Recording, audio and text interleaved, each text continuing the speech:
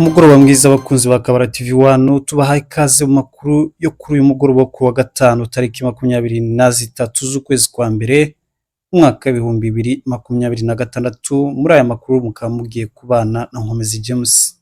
Tudatinze amakuru yacu yo kuri uyu mugoroba turahera muri Minembwe centre ndetse no mu yindi mihana ikikije uyu muhana mukuru wa Minembwe. Babyutse amahoro ndetse bakaba biriwe amahoro, dore ko bakomeje gukesha umutekano bafite kuri ubu abana babo aribo twirwaneho, biyemeje kurindira umutekano abaturage b'Imurenge.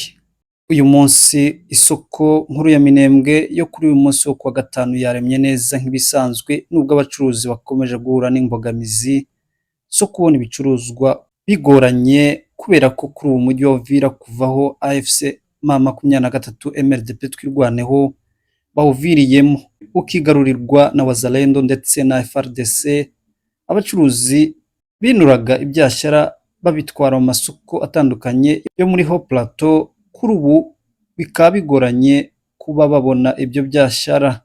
Tukiri mu karere ka Minembwe mu gace ka Rugezi hari intambara yabaye uyu munsi kwa gatanu tariki 23 z'ukwezi kwa mbere umwaka w'ibihumbi 2026. Amakuru araturuka mu gace ka Rugezi muri teritwari ya Fizi mu ntara ya Kivu y'Amajyepfo yageze kuri Kabara TV 1 avuga ko mu gitondo cyo kuri uyu wa gatanu tariki 23 z'ukwezi kwa mbere umwaka w'ibihumbi 2026 habaye ibitero bikomeye byagabwe ku birindiro bya MRDP twirwaneho biri muri ako gace. Ayo makuru agaragaza ko umwanzi yateye aturutse Imirimba, akaba yaragizwe na Mayimayi Rose Bishambuke FDLR, FARDC ndetse n'ingabo z'u Burundi ari cyo gisirikare cyitwa FADINB.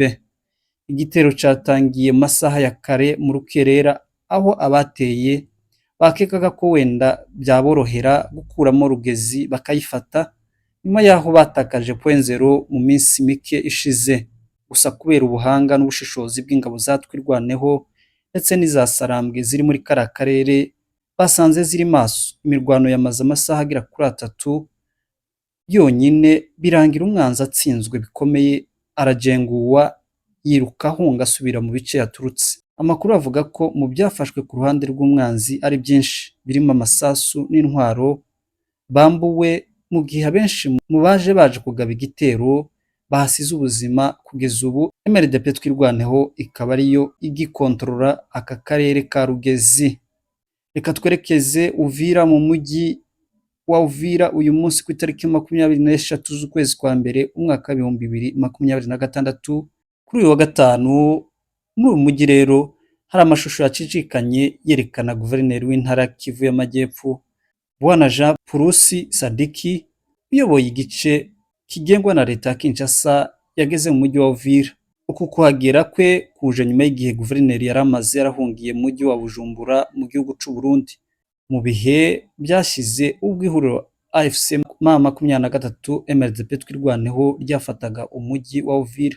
Tubibutse ko kuri ubu ibiro by'intara ya Sud Kivu byimuriwe by'agateganyo muri uwo mujyi wa Uvira nyuma yaho ihuriro AFC M23 ribohoreye umujyi wa Bukavu wari usanzwe ari cicaro c'intara ya Kivu y'Amajyepfo, ndetse iri huriro rigahita rishiraho ubuyobozi bushya bukorera mu mujyi wa Bukavu.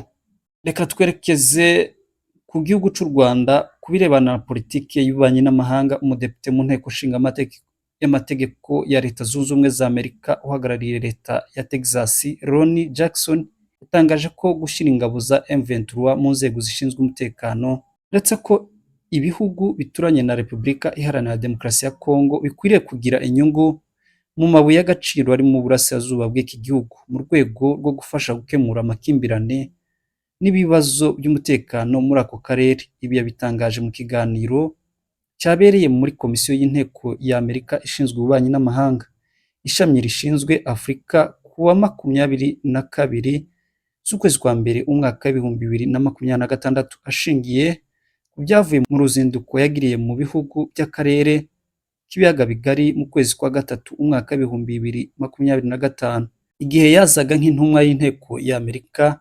Muri urwo rugendo rwari rugamije gusuzuma imizi y'amakimbirane hagati y'igihugu cy'u Rwanda na Repubulika Iharanira Demokarasi ya Kongo. Depite Jackson yasobanuye ko amasezerano y'ubufatanye mu by'ubukungu hagati ya Kongo n'ibihugu by'ibituranyi birimo u Rwanda, u Burundi na Uganda yaba ari imwe mu nzira yo kugabanya amakimbirane binyuze mu kugabana inyungu zituruka mu mabuye y'agaciro yo mu burasirazuba bwa Kongo.